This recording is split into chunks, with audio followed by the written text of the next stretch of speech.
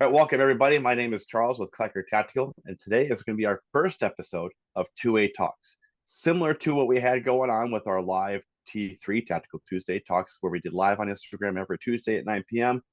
Now it's going to be a little bit different format, different location. You're going to start seeing this on YouTube mainly first, and then we'll have little clips that we're going to post on Instagram for you. So this is going to be a new format, new platform that we're going to be recording this on. So no more lives. We'll do some lives here and there for some stuff, but you'll be looking for 2A Talks from now on.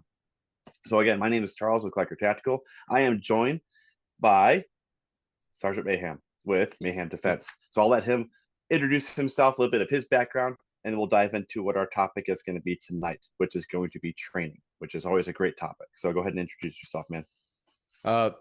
I'm Sarge Mayhem, as everybody knows me as. Former military, was Army, 2 years in Afghanistan, mainly as a communicator. I did a lot of other stuff too, but nobody cares. So right now I'm just an instructor. I teach firearms, I teach medical communications, that kind of stuff. So that's the life. Yeah. How long you've been doing being an instructor outside of the Army now? Oh, um, 9, 10 years, something like that. Okay. Is there a specialty? Like obviously you said you did medical and all this stuff, but is there a way? Let me ask this first. What started you into wanting to be an instructor? What's going on, guys? It's your boy Sarge Mayhem. I just wanted to remind you that you can get all your GATS, glass, and brass from the same place that I do, which is Brownells. You can use this code right here, save yourself some money, which you can use for other great things, like going to GunCon or going to a lot of these other training events. Save some money, go to Brownells, use that code, get your GATS, glass, and brass. Let's get back to the video. When you got I was concerned with I'm big on 2A. I think everybody should be able to have a gun, but also didn't want to be shot by somebody that didn't know what they were doing when they're trying to shoot at somebody else. So I was like, maybe I should, teach some people so that they don't do that. Yeah, I share the same mindset. I was when I got back from my deployment in 17, I became an NRA instructor, first doing CPL, concealed pistol license classes, and that was my biggest thing was 100% for the 2A with no ifs, ands, or buts. I will give one, however, though. If we did constitutional carry, is Florida constitutional or still licensed to carry state? So it's a permitless. So you don't need a permit if you're a legal adult and legally allowed to have the firearm. Then basically all you need is a driver's license. Okay. Um, so my biggest concern as an instructor, and since you're a permitless carry state, probably didn't affect you as much here in Michigan. We have a permit, so that was going to lose a lot of business for me. And it wasn't so much about the business of not teaching the CPO classes. It was just there's going to be a lot of people out there just carrying without any formal instruction or even base Mhm. level instruction. And that, Mhm. like you, I shared the same thought of like that scared me knowing that, hey, I'm trained, I'm good. Is everybody else good? Yeah, So I mean, it's kind of like in the military. Like, yeah, you're trained up, but your guys aren't. So what good is that, right? yeah, What I found for Florida, I kind of took it and threw more into it. I'm like, cool, so you could shoot at a piece of paper or whatever. What's the average gunfight? They're they're like, I was like, what's the distance? What's the time? What's the round count? Uh, yeah, okay, so you don't know as much as you think you know. What's the law? When can you shoot? Uh, hmm uh, uh, so shouldn't you know the rules of the game that you're playing? yeah, So that's how we were getting people to come back was they wanted to know, they didn't want to go to jail for doing the wrong thing. They didn't want to shoot their loved ones inside the house trying to protect. So they were like, oh, okay, maybe this is something that I need to go do. yeah. And that's part of the thing is like getting people to willingly want to go to training and getting them to want to be engaged. Um, so I'm going to skip around on my notes here a little bit because I think we're going right into this topic of choosing your instructor and choosing the classes that you're going to want to take. I think 9 times out of 10, anybody civilian wise that's going to go take a class, they're looking at the instructor cadre and going, which one of these is military? what I want to get trained by someone who is in the military. They've got the experience. That's who I want to learn from. And we've talked offline about this a lot, about how that's not always going to be your best choice. You and me both have known people that were trained even in infantry that I wouldn't trust with a gun or trust behind me with a gun. Yeah. I knew a lot of 0311s. That's my background, is Marine Corps 0311. And there's a lot of guys that I would be like, if they're standing behind me, I'm nervous. Yeah. I mean, like I said, I was a comms guy, but I was a comms guy for a counter ID team. So we got into shit, and there was all different stuff. Like there was a ranger in the group, there was a EOD guy, there was he was I don't even supply, I think, something like that, and then there was me, and like we had to work together, and eventually other people came in, but we had to work together, and only two of them were properly trained, but yet I would trust the supply guy next to me more than I would some of the other people that I was fighting with. I was like, no, I'm good with him. Mm-hmm. So and it goes both ways. Like we were talking about offline. Just because it's a comms guy doesn't mean that they don't know what they're doing. But just because it's an infantry guy doesn't mean that means that they know what they're doing. But when they say that they're military, they could have been admin and never touched the gun. And then what? So okay, you have a military background. Great. You were S3 or something. That was S3. Well, our S3 might be different than yours. My S3 was operations and command and control stuff. So, well, I mean, we had it when we were deployed, but back home in garrison, it was kind of like, any of the S shops, you're like, God damn it, this is where all the brass is. So RS shop, just to caveat a little bit, RS shops is operations, and it's all ran by O3s. So our whole operations is all infantry or prior infantry guys in Seaburn. And we also kind of make some intel guys in there, but like it's like I was in charge of all the training, all the ranges, setting up, building ranges, classes, schools, all that kind of stuff. But it was all done by O3s. Like there was no other MOSs in there. Well, on the battalion level, right? Yeah. Yeah, so the company levels were kind of the same, but they kind of did mix match a lot, and they only had like 2 or 3 guys. But I mean, generally, like in say the Army, if you're a part of a signal company, everybody in there is comms. So if you're a part of a signal battalion, everybody in the S shops are comms. So a lot of these guys have never actually fought. Some have. A lot of them haven't. And now you're like, I got to go deal with this dude that doesn't know how to set up an op order correctly. And this is the guy I got to deal with. Awesome. So it's, I get that. Like in ours, we tried to keep it where, like, because Army and Marine Corps, Navy are all kind of the same. Like if you have a shop or a job, here's the job, MOSs, and here's the ranks they're allowed to do that job, and they make exceptions and they have waivers and billets to fill it in when they're shorthanded. But typically with us, it was, if even in the other companies that were even non-infantry, their S shop still had somebody that they pulled from another unit that fit that all those requirements, at least one. But sometimes it didn't always work out that way. Like you said, like if you're all comm company, then your S3 is going to be all comm guys. Yeah. But to come back to the training side of it for instructor wise, if you have a military background, the only thing that really does for you as an instructor is it tells me, cool, you have somewhat of an understanding of discipline and structure, and like maybe that's about really it. Like maybe. Maybe, yeah. That's also a good point. You can't say that. That's not even a blanket statement. I mean, if their DD 214 says other than honorable or dishonorable, you're like, oh, don't. We both know people who skated through with an honorable that should never have. Yeah.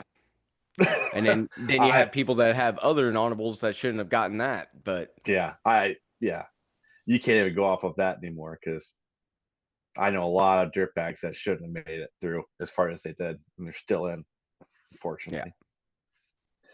But to get back to when you're selecting an instructor, don't look at their background solely. Take it into account, yes, it is a factor, but dive deep, dig into it, do your research, find out their actual history of their training and education. What their military background does not equate to civilian certs. Every single one of us that had all these, I was a certified instructor in the Marine Corps. That did nothing for me when I came back. And then I had a placard that had an insignia on it said I was an instructor that helped me look better as an instructor, but it didn't do anything. I couldn't go teach civilians. I had to go get a civilian certificate with the NRA at the time because I didn't know better. Well, in Florida, if you want to do the concealed, you have to be NRA or USCCA certified, and I'm both. So yeah. I could go either way with that. But yeah, in Florida, like you could teach and not be an instructor or whatever. You just can't certify for the concealed. Yeah, and that's the same here. And there's a lot of those classes. It's really the certificate for the concealed stuff that you need to have that state recognized course of instruction. But everything else, it's always nice to have a certificate, even if it's just one that you're making up. But if it's something from a certified, reputable organization like USCCA, or like in Michigan, we have the Michigan Coalition of Responsible Gun Owners. We have our own in-house group that certifies training. But like to be a nationally recognized like the NRA or USCCA, to have a cert from them, it's kind of like a validating, like, hey, I did this course and it wasn't just some hokey poke dude that thinks he knows what he's doing. Like it was from an actual organized, structured program. So it's, as long as your instructor is doing that from one of those reputable companies, there's a lot that you can take from that instructor and also leave with that instructor. Take the course outline and study it on your own, but you're getting certified from that. That's good. But find out where they're getting their background of their instruction, their course program from, because that's a big factor of the quality of education you're going to get. Because a lot of these guys are just reading off of slides, not knowing what you know. I see that all, and as soon as they get a question, they don't know how to answer it. I would, if for some people, as a reference, all right, before you, hopefully, before you go get, say, a tattoo, you want to see the artist's work. You want to see what they're capable of doing. You don't want to get a shitty tattoo, so you're going to look through their portfolio. Same idea with an instructor. Look at their portfolio. See what they're bringing.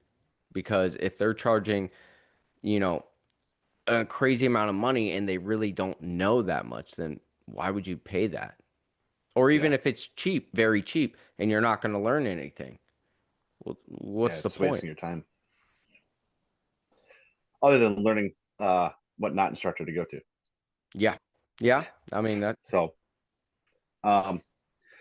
once you've selected that and you've got your training, you're going to have follow-on training. You're not just going to go to one training course, one and done. You're going to have multiple training courses. So one of the things we had written down in the note is, what is the mission that you're trying to accomplish?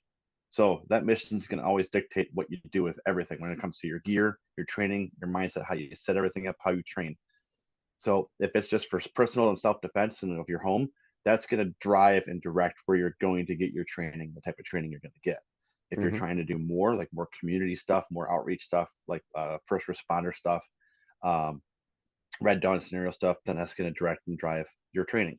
So your mindset now as a civilian is completely changed from when we were in the military. So my mindset now is, I don't care. I do care about everybody else, but not as much as my family and friends, like my immediate family. Like that little pod is what I'm here to protect and conserve. Everybody else is secondary. And you get in the military, it was kind of the same thing, but it was much broader. Now that little pod is like all your brothers and sisters in arms, and then everybody else is your country. I mean, to a degree, because then even on that, you had your team. You took care of your team before you took care of other teams, which were in your platoon or squad, and then on and on and on. It's the same thing as what they tell you, in an airplane, put on your mask before you put on somebody else's. I got to take care of my house before I could take care of your house. That's I don't mind helping you, but for one, we have to have like we were talking about offline, it's almost like nation building with neighbors nowadays, right? It's like foreign relations. You have to go over there and talk with them, and then you have these diplomatic conversations. It's like, dude, what happened to the old days where it was like, you didn't have to do that. You just knew your neighbor was good because it was your Yeah. neighbor. So things have changed, and people are a lot more isolated, which is why you should get training and be basically your own first responder, because there's no guarantee they'll come help. Oh, yeah. I know for a fact that my neighbors won't. I'm on my own here. If anything, I'd be the one going to their help. Oh, the ones around me, I think I'm the only one around that actually has guns and trains, so they're always like, "Oh, we like this guy." Yeah. Um, so obviously you have a different mission mindset. You're Yeah. protecting versus that's the biggest thing is you're here to protect, defend. We're not offensive. Our complete offensive mindset has been not removed but put to the back burner. We're no longer offensive, whereas we were in the military. It was all about offense, a little bit of defense, but it's mainly like I'm out to get you. Now we're flip flopped. Now we're talking defense, protect, be more reserved. Yeah. So focus on finding training that's going to suit your needs of what you need. It's not a bad idea to go past your needs in training, because more training is always good. Mm-hmm. Less training is always bad. So Yeah. um, that allows you as well to get to a higher training level. So what we were talking about is like, if you're in the military, you talk about, again, looking at your instructor. If you have an instructor that's like, oh, I've had 20 years in whatever branch of service, I was special forces, because they always like to do that. It's like Mm-hmm. Navy SEALs. I don't know if you've always seen these videos where people like, when you get out of as a Navy SEAL or a Ranger or a MARSOC, it's like, all right, well, you ready for your exit exam? Like, yeah, well, here's your YouTube handle. Here's all your instructor certs. Here's all your thumbnails that say Navy SEAL reviews this or Green Beret reviews this. Here you go and have a good time. Yeah. And people just eat it up because they have that title, and they automatically think like, oh, this guy knows what he's doing. That guy had those guys have had such a high level of training that took almost their entire career to achieve, and Mm-hmm. on Uncle Sam's dime. So Mm-hmm. they had to take, over the course of however many years they were in, took them that long to climb those ladders, and they probably still didn't get every course. Mm-hmm. Now, as a civilian, if I've got the funds for it, I can go get the same level of training uh, for as a Navy SEAL, a Green Beret, MARSOC Raiders, PJs, all those special forces guy. I can go get the same level of training. I just got to pay for it. And a lot of Yeah. people don't realize is that when those higher level guys are being trained, guess who's training them? Yeah, a lot of times they go through civilians, Yeah, and like you said, just because you're a Ranger doesn't mean that you went through every school or a Navy SEAL. You have Navy SEALs, and then you have Navy SEAL snipers, and then the sniper. Would you rather learn how to shoot guns from a Navy SEAL or a Navy SEAL sniper? Most people are going to say snipers because they have that discipline where it's more precise on longer ranges, so they should be good on shorter ranges. In that, I mean, that's just with the civilian world, you don't have to be put into a selection. You can, mm, if you have enough money, you could be the dog handler that you wanted to be, right? Because you can just get a dog that's already trained for 70 grand or whatever the hell they cost. yeah, You could go through all the sniper training and CQB and all this other stuff. As long as you have the funds, there's not look at John Lovell. He shows all the or he teaches, not shows. He teaches all this mm, different stuff inside the vehicle. Stuff that like we didn't really train on stuff inside of a vehicle because generally we had a gunner or we were getting out. So like in the civilian world, like you were saying, there's a difference, right? It's where there's no armor, there's no gunner, you got to be a little bit more vigilant. But at the same time, a lot of people are going to be like, well, you don't need to because who's going to place an IED? Nobody does until they do. yeah, yeah. I mean, yeah, you probably don't have too much of a threat of a VBIT here, but I mean, look at all the school shootings and stuff. Look at all the. I mean, they're just going to get crazier. What's going to happen when they start using pipe bombs? instead of AR-15, or handguns and whatever else they're going to use for these mass shootings. And we all know mass shootings are 3 or more, and it's not that's what's considered a mass shooting. Yeah. I mean, when they start using VBIDs, I mean, contingency plan for that. There wasn't a Oklahoma City bombing until there was, right? World Trade Center's tried to be blown up 3 times before they actually took it down. Yeah. So it's like, okay, so it's never happened yet. Doesn't mean it won't. Now, does that mean go into a paranoid thing and be like, no, because you're going to lock yourself in your house, and who knows, you could get Donnie Darko'd in an airplane engine, fall through the roof and kill you there. You don't know. Yeah. Right. So and a lot of it. Yeah, go ahead. All I'm saying is that's the whole part of the training, is so that, if it kicks off, you know how to react. Yeah. All I was going to say is that a lot of people think that they're looking and waiting for that like Red Dawn experience, or that invasion thing, or like someone's coming in and shooting me up. So a lot of this training isn't just a reactionary offensive or defensive one-on-one mindset. Sometimes it's a result of something simple as a power outage that lasts more than 4 days, and now you've got people pulling out guns and shooting people over a loaf of bread. It could be something that started off completely nonviolent and nonchalant, like a power outage from a natural disaster, and we can look at all these other big natural look at the hurricane that hit in the Carolinas, all that mayhem that just proceeded to happen. And luckily, a lot of those people behaved and acted like normal human beings for the most part. But that was a recipe for disaster, for rioting and looting and people not being kind humans to each other, which would spark up me to have to start up my defensive training that I took and have to defend myself because some idiot wants my stuff more than me. Yeah. And I mean, right after that hurricane, that was Helene. Right after that one, Milton came and struck us here in Florida, and we were out of power for like 10 days, something like that, 2 weeks, something around there. It hit us hard, and Helene actually did some damage, even though it didn't even really touch our side of Florida. It really only hit the panhandle as it went up and destroyed everything else. But we had that one, and then the ground was so wet when Milton came through, trees were just everywhere. I mean, and then, people are without power, it's hot, right? Hurricane season's in like the summer and stuff. Like, it literally kicks off on the 1st of June, but there's already a tropical wave that just came off of Africa. In Florida, we got to watch that stuff.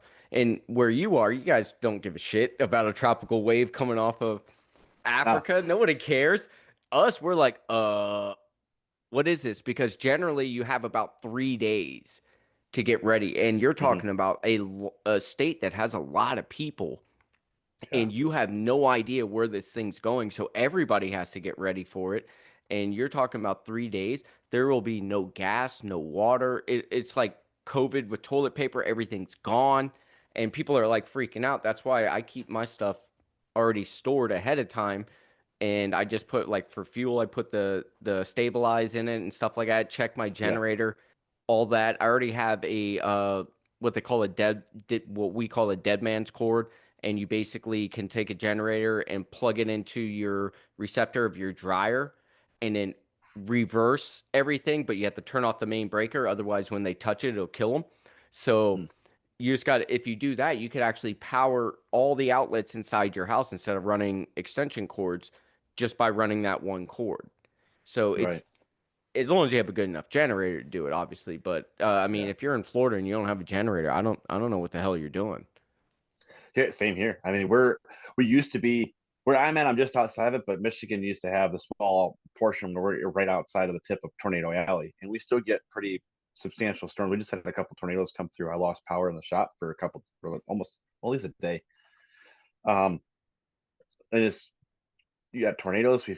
I'm in a flood zone here too, so I'm dealing with that. Not as much as bad as your flood zone is going to be, but oh, I'm on a decline, dude. That the entire state of Florida is a flood zone, all right? Oh yeah, it is absolutely 100%. It's 80% water in itself. Yeah. You find there's more wet than dry land there. We all know So that. if you live in Florida, part of your training should be swimming. Yeah, yes, Learn how to definitely do gonna. that. You want to have waders in your emergency kit. um, so what else do we have here on my notes? We went over mission, your mindset, your training level, your instructors. I think we've just about covered all the wave tops. If there's anything that you wanted to really harp on as far as picking the right instructor, looking for instructors, and the type of training that you want to look for. Well, obviously good instructors. You'll know a lot of times because people could have a piece of paper that say that I'm an instructor and they can't teach, right? They Yeah. don't know how. They're not good at that. Even if they're Navy SEALs, they're just not good at that. That's not their forte. But you don't want somebody that could teach well that doesn't know what they're talking about. So you got to find that balance. The other thing is in the military, we didn't just train on guns. We trained on guns, tactics, physical fitness, combatives. What if we didn't have a gun or something went wrong? Medical. There was all kinds of stuff that made us very good at what we did. And especially the medical. People sleep on medical. Just by Oh yeah. teaching the GWAT guys how to place tourniquets, we dropped the battlefield casualties in Afghanistan compared to Vietnam by 80% just by teaching people how to put on a tourniquet. Hmm. It's very, very simple. There's classes out there. Like I said, I teach them. I teach CPR, first aid, that kind of stuff. You really need to learn that. You need to learn how to do some basic survival. What if the water gets polluted? How are you going to clear out the water? What's some stuff right outside that you can use to filter out water? There's all kinds of stuff. One of the best books I will say, and everybody I've talked to, no matter if they're lower echelon or top tier guys, they all said that one of the best books that they would say for like survival is the Ranger Handbook because it teaches you all different filtering water tactics, all kinds Yeah. of shelters, everything that you really need. Is it going to be great? No, but you get the basics Yeah. and you You got kind like of at can least a go good from reference for it too. But exactly. just like the So, bushcraft handbook too, like the learning yeah, bushcraft stuff goes hand in hand with all that. yeah. And Yeah. it's just important because like also make sure that you have good med kits and stuff in your house. You know your shooting lanes in your house. Don't be, just trying sitting on the couch all of a sudden now you have to get in this gunfight, but you never thought about, okay, this is my shooting lane. Like for me in our house, the way it's set up is if I have a shooting lane, but it's possible that it could go into one of the kids' bedrooms, I move the bed away from where the shooting lane is. So if it Yeah. does go in there, it's not hitting the bed or right where the bed was or whatever. It's in a different location. So I know that shooting lane. The family knows what to do. My car has specific things in it, tarps. What if I had to build a shelter because the car broke down or whatever? Medical stuff. Yeah. It's you don't have to go crazy with it, but I think John Lovell actually on my website, mayhemdefense.com, if you go to the courses, at the very bottom, you'll see the it's an assessment that he did. And I think it's a really, really good assessment because it covers all kinds of stuff and nobody's going to be perfect on it, but it's something that you could think about. And I think it's a good assessment. Yeah. Like I'm lacking on my medical a little bit. I since I think the past 3 months I've really upped my game. I've got a trauma kit. So there's also you got your different levels of it. Like I've got boo boo kits in every pack. Hmm. Like I got three little ones, right? Lots of boo boos. Um, and then like your trauma kits and tailoring your trauma kit to your family and how many what you're going to need and also care for others. So like I've got 5 members of my family, so I've got to be prepared to almost treat 6 or like 7 people Yeah. just to have enough tourniquets like crazy. I've got tourniquets everywhere. I don't know where my little one went, and you might like it. It's kind of cool. I think I put it in here. uh oh no, where Well, did I put it? Anyway, it's as you're finding it, also do it based off of your level of skill, right? So like for me, I had a video that I did on YouTube talking about my bags, my med bags, and I have IV bags in there. and all the stuff to start somebody with the IV. If you don't know how to do that, don't get it.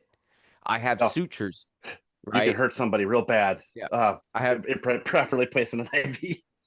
Yeah, I mean, I have sutures, I have staple guns, right? If you don't know how to use it, don't use it. I mean, Yeah, it's okay. Either go get training or don't do it. yeah. One That of the was one of two. the things I harped on in my medical T3 that I did was have equipment, but make sure you're trained on the equipment that you have, because the equipment that you have that you're untrained on is useless equipment. Hmm. You're carrying more weight than you need to. It's So just, one of the one things, just like the AR behind me, if you don't know how to use it, it's useless to have that. It looks great on the wall. It looks amazing, but that's all it's yeah. good for. One of the things I'm going to start carrying, they'll be live on the website soon once I get the inventory, is the Stakes Nest Systems ETQ. I need that one. That's the one. That's the newest one. Yeah, so this isn't the slim, or they have a wide. They have an XL and they have this one. But here's a regular tourniquet, full size Cat 3. I think this is actually, sorry, Cat 6 from NAR. And here's theirs, 33% smaller, just as effective. What I really like is, though, they have a chem light. So you break that chem light once the windlass is on, and a little clasp right to lock in the windlass, which is awesome, because That's awesome. this tab on this one is hidden here. Like, these broke all the time. Mm. You get it all tight and it would snap. But even the NARs, not just the Mm-hmm. cheap Chinese ones, like Yeah. is making sure you're getting good ones, because when this breaks, if you have a cheap one and this is not good polymer and it's plastic breaks and snaps, polymer bends. You want polymer, not plastic. When this snaps and breaks, you can cause more injury than you're trying to save. Mm-hmm. This was really great, much thicker. I can fit this in a single mag carrier. I can fit this in my back pocket. And like, I know guys that carry full size tourniquets every day, like as their EDC. I'm like, where are you putting it? So like there's med kits for your ankle, and that's what I would do. Is I Oh, had full size because I didn't have the snake staff, but I also carry around SWAT tees because of kids and dogs. I can put that okay. on kids and dogs very quickly, and all the Yeah. instructions are on it. And those are much more compact, and you can keep those in your, like, yeah, I could see that being Yeah. a thing. I've got, like, my trauma kit's got a SWAT tee, a full size tourniquet, and I think it's got some other weird looking green tourniquet thing. I think it's mainly just for putting. It's not actually a true tourniquet. It's more just for placing IVs. Oh, okay, gotcha, gotcha. I can't remember what it's called. Um, it's just an elastic cord. So if it's a cord, it might be the rat. Yeah, that might be it. That sounds familiar. I'd have to open up my med kit, my trauma Yeah. kit. But then, yeah, it's not expand your training outside of, like, good. You make some good points there about expanding your training beyond just shooting and tactics. Like, that stuff can only get you so far. What's more important? I think that communications, learning how to cell towers go down, how to alternative communications outside of having a ham license. And if the whole system goes down, forget the whole ham license thing. You got a ham Yep. radio, I got bow Fuck fangs it. like crazy. Transmit. I don't care. Mm-hmm. Find me. Mm-hmm. Because that actually might be just the thing, is I need someone to find me. I'm gonna go to, know Mm-hmm. your ham radio stations. You're lost. You got a ham radio. Start beeping that ham radio frequency. They'll find you. Mm-hmm. They'll find you.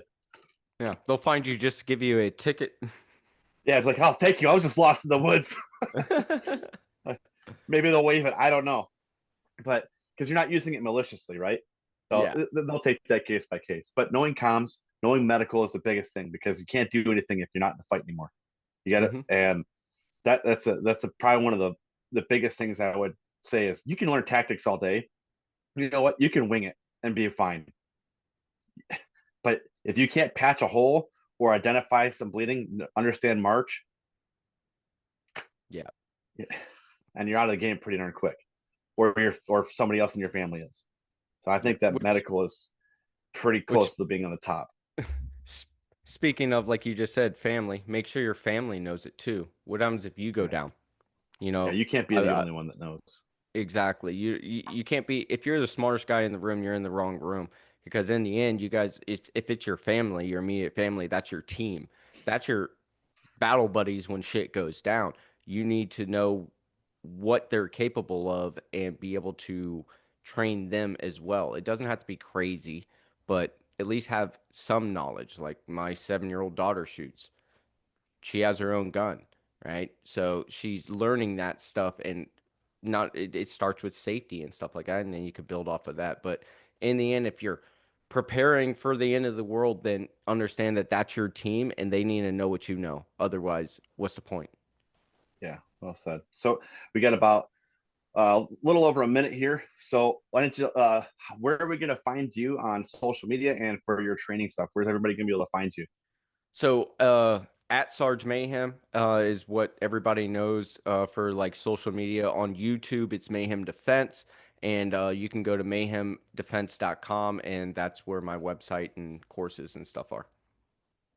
All right. Yeah. And I'll have all the links and everything and down in the description in the video for you guys to go and find that information and find Sergeant Mayhem. And if you're in the Florida area and you want to get training, check this guy out. So thanks for coming on, man. We'll chat with you again soon. We're going to see you again here in GunCon here in less than, I think, almost 30 days now. Oh, yeah. Yes, sir. So we'll link up there and we'll probably do obviously more videos there. But meantime, everybody stay safe, carry with confidence. We'll catch you on the next one.